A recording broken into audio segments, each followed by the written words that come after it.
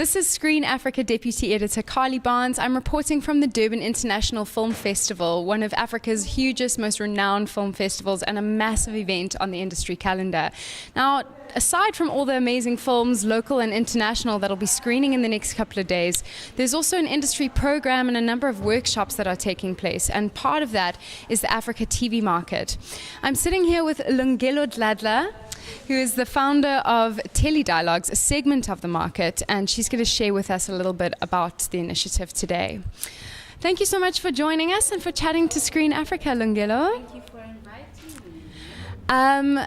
Let's start off by telling people a little bit about the Tele Dialogues initiative and also a little bit about the Africa TV market. The Tele Dialogues is basically a program that was created based on the research that I had done when I moved from Johannesburg to Durban. The industry here in KZN is very stagnant, and everything really declines in Johannesburg. The supply chain, everything is in Johannesburg. And the reason why I started the Tele Dialogues, first and foremost, if you want to develop anything, you need to first sit down and look at what is the problem, investigate the challenges, investigate the opportunities, but most importantly, investigate the status of the television industry within the province. So the Tele Dialogues is a panel. It's a panel session which basically we run through within 4 days, and we talk about the content, and we talk about content not only in the KZN region, but how can also KZN content producers connect with the rest of Africa's content. So Tele Dialogues is more of a discussion around the opportunities and the challenges that are facing the television industry in KwaZulu-Natal as well in the rest of Africa. And right now I think it's really relevant because we're at a moment, there's a momentum happening, which an evolution taking place, specifically with digital DTT, on the rise. And I think this is one thing, and as much as it's a technical aspect and a technical development, content is still priority. Content is king. I think it's great that you have this platform, because I think there are so many questions around this topic, and there's a lot of education to take place within the industry on this topic. One thing that I find myself asking a lot is, it seems like there is a disconnect between African producers.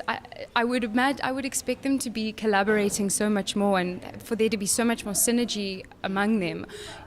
Do you feel like that's the case? Am I off center here a bit, or do you think there's that disconnect that exists? You know what, there is, and you spot on. And one of the sessions that we talk about in Tele Dialogues, we talk about exporting content to other African countries. There's a lot of content which comes from outside of South Africa, and we want to actually encourage local producers to actually produce sitcoms that can actually go. I mean, today we were having, there was a guy by the name of Michael Dearham, who's from Star Times, and he was speaking specifically in terms of how do you generate content that is universal. We have a problem. We are at a point where right now we are developing content that only speaks to our own environment.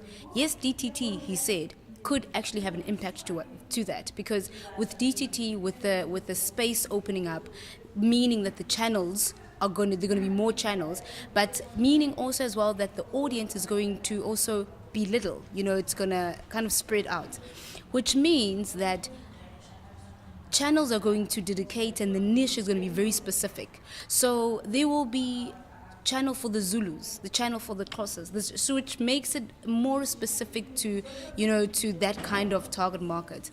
But what we are struggling with right now, that I feel as content producers in South Africa, is that we are not generating or creating content that is universal. We creating content that is kind of us. Now, local content, other people say, yeah, but local is lacquer. It is, I'm not saying that. But, I mean, when you look at Nollywood is very local. The shooting, the technical aspect, but the stories and the content. I'm in South Africa, and there's some stuff that I watch from Nollywood that I actually sit there and I say, I can relate to that. So it's the way of writing, it's the style of writing, which can make Africans start connecting in terms of their content. Making people informed, engaging with the industry, making sure that they have awareness around, a whole range of topics.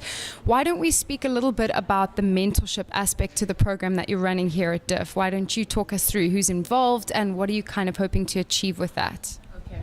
In most provinces, we do not have an enabling environment that actually assists the emerging content producers to actually, work to their fullest. And it all begins with an enabling environment. We have to have the infrastructure. We have to have institutions that not only, when it comes to this industry, this industry is not about theory. We all know that it's about actually going out there and actually practically getting started and working. Because if you have your masters in the arts, you have to go back there and kind of help somebody, in order to get somewhere. You start low. If you look at Joburg and Cape Town and where they are, but I've noticed that there's a huge drive from organizations, from government side to really promote the region as a film destination and a production hub.